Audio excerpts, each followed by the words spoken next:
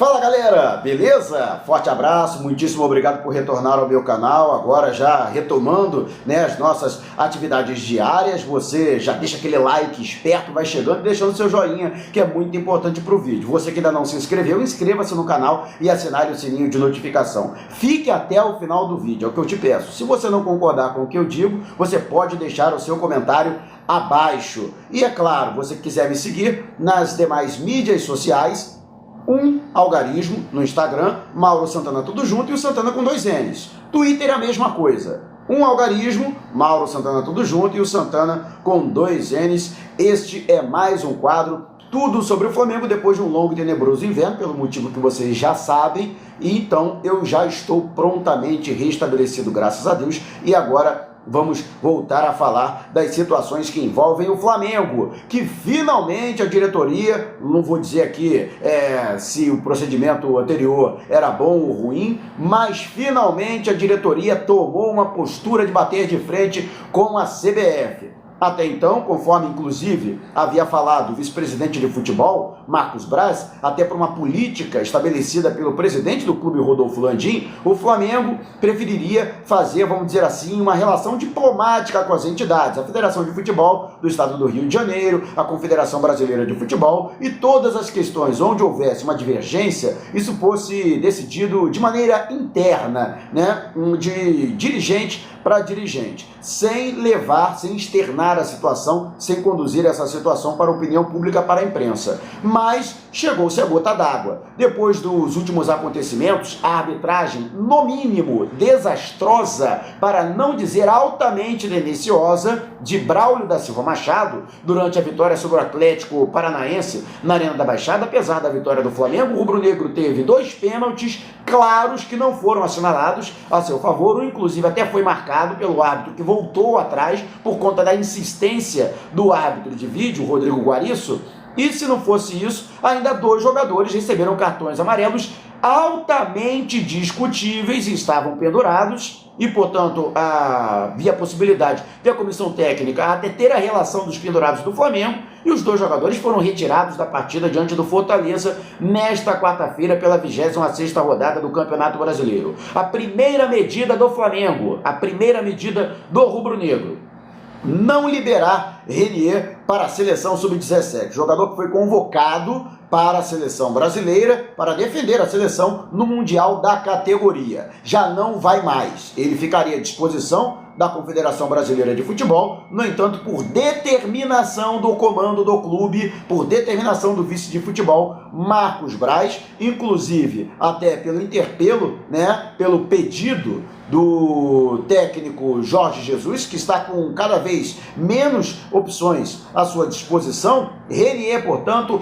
permanece no Flamengo. O jogador, inclusive, permaneceu com a delegação em Curitiba, seguindo direto para a capital Fortaleza, onde o Flamengo também fará o seu trabalho nesta terça-feira, visando o compromisso com o tricolor do PC, que vai acontecer no Castelão pelo Brasileirão, líder absoluto do Campeonato Brasileiro, 8 pontos ganhos. O Flamengo não pode se dar ao luxo de ceder aí às situações que envolvem a CBF, e eu já havia alertado sobre isso antes. Muita gente, olha, tem que alertar, Mauro, olha só, já estou há muito tempo alertando, gente, de que o Flamengo se consolidando na primeira colocação e ampliando essa distância para o segundo colocado, principalmente segundo, terceiro, quarto colocado, sendo clubes paulistas, que o Flamengo sofreria isso. Mãos invisíveis e fatores externos, forças externas, começariam a conspirar contra o Flamengo no Campeonato Brasileiro. Eu avisei que isso iria acontecer e vai continuar acontecendo, mas eu permaneço firme no propósito de que o Flamengo será campeão brasileiro de 2019.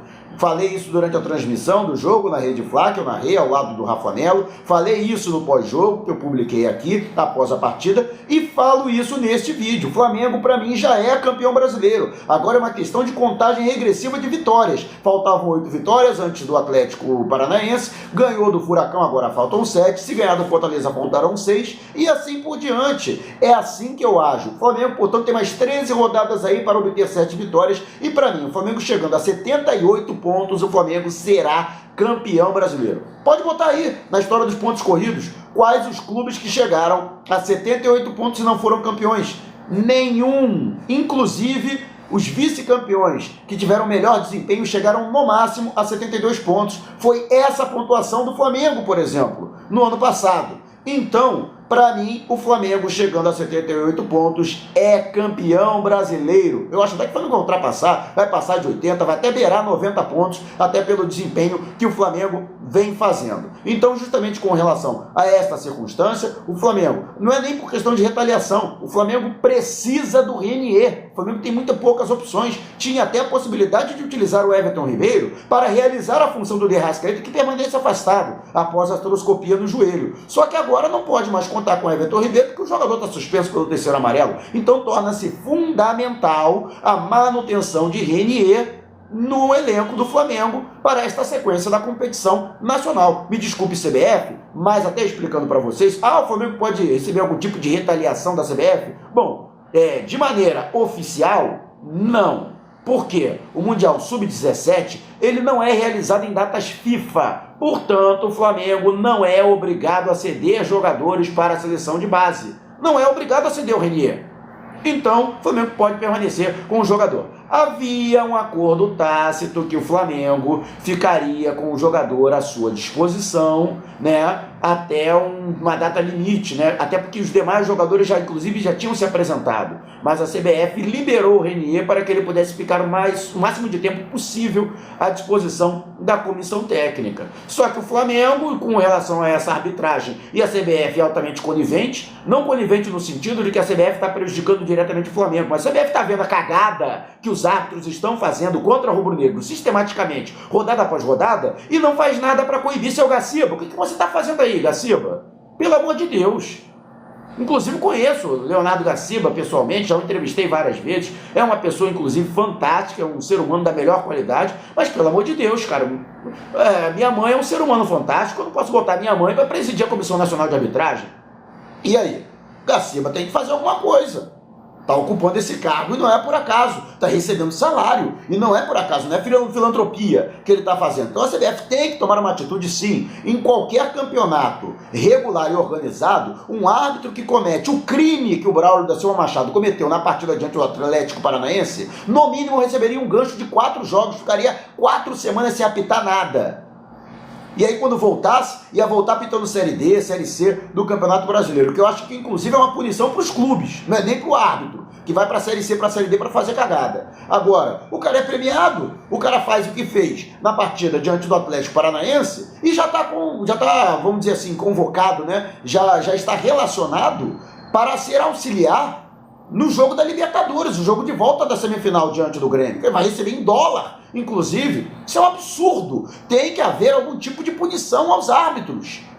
Isso tem que ser previsto. Tem que haver algum tipo de reforma na CBF. Se não existe nada previsto no Código Brasileiro de Justiça Desportiva, a própria CBF tem que baixar uma portaria, incluir isso no Regulamento Geral de Competições. O árbitro tem que ser punido quando prejudica diretamente um clube de futebol. Não é uma questão dele ser ruim, dele ter errado para os dois lados. Ele errou só do lado do Flamengo.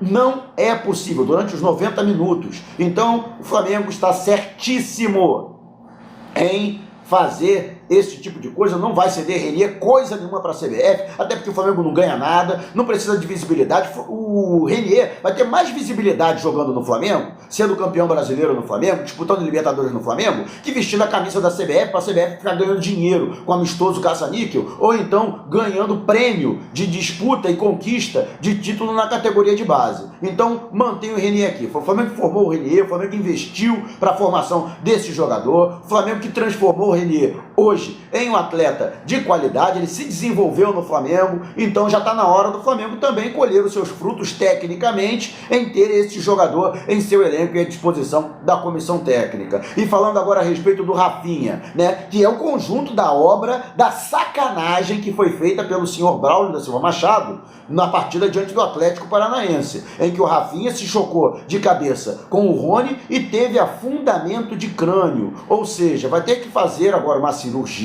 para a reconstituição dos ossos da face e é possível que fique fora da semifinal diante do Grêmio. Tomara que não. Eu até conversei com pessoas ligadas ao departamento médico, entrei em contato também com traumato-ortopedistas que já lidaram com essa situação. Inclusive o Renato Augusto sofreu isso, já era repórter do Flamengo, quando eu acompanhei inclusive a cirurgia, né, a qual o jogador foi submetido, inclusive, se eu não me engano, o Dr. Augusto César, que vai realizar a cirurgia no Rafinha, é o mesmo que efetuou a cirurgia no Renato Augusto. Ele botou uma plaqueta, né? Inclusive botaram a apelido dele de Frankenstein, justamente por causa dessa situação, né? Até ele acabou ficando com um lado do rosto protuberante, justamente para acelerar o processo de calcificação. Então isso também vai acontecer com o Rafinha. Nada o impede de que futuramente ele pode até fazer um tipo de trabalho, né? Porque como é uma situação do músculo da face, ele pode trabalhar com uma proteção, ele pode jogar com uma proteção no rosto, sei lá, uma máscara ergonômica, no sentido de até proteger de pancada, né? Como alguns outros jogadores já fizeram isso. Lembra do Peter Cech,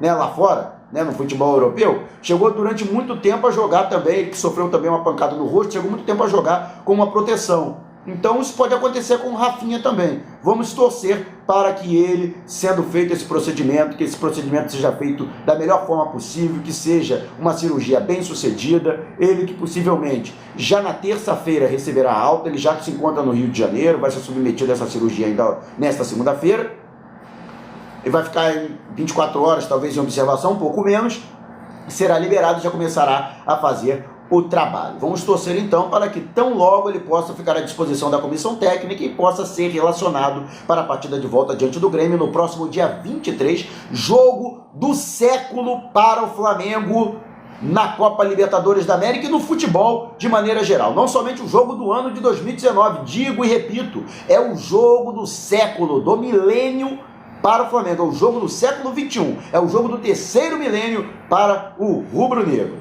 Então, vamos torcer para que tudo dê certo. Beleza, galera? Muito obrigado por retornar ao meu canal, obrigado por assistir esse vídeo até o final. Não saia sem antes deixar o seu like, seu joinha, é muito importante pra gente. Se você ainda não se inscreveu, inscreva-se no canal e assinale o sininho de notificação. Tem muita coisa para você ver aqui, além desse quadro tudo sobre o Flamengo, tem o comentário sem freio, tem os gols que eu narro na Rede Fla, tem até dicas de cartola. Olha, mandei bem, hein? 93 pontos na 25ª rodada e vou continuar mitando, então fica ligado. Muitíssimo obrigado mais uma vez pela sua participação. Eu fico por aqui, mas você pode me acompanhar em algum outro vídeo aqui do canal. Beleza? Forte abraço!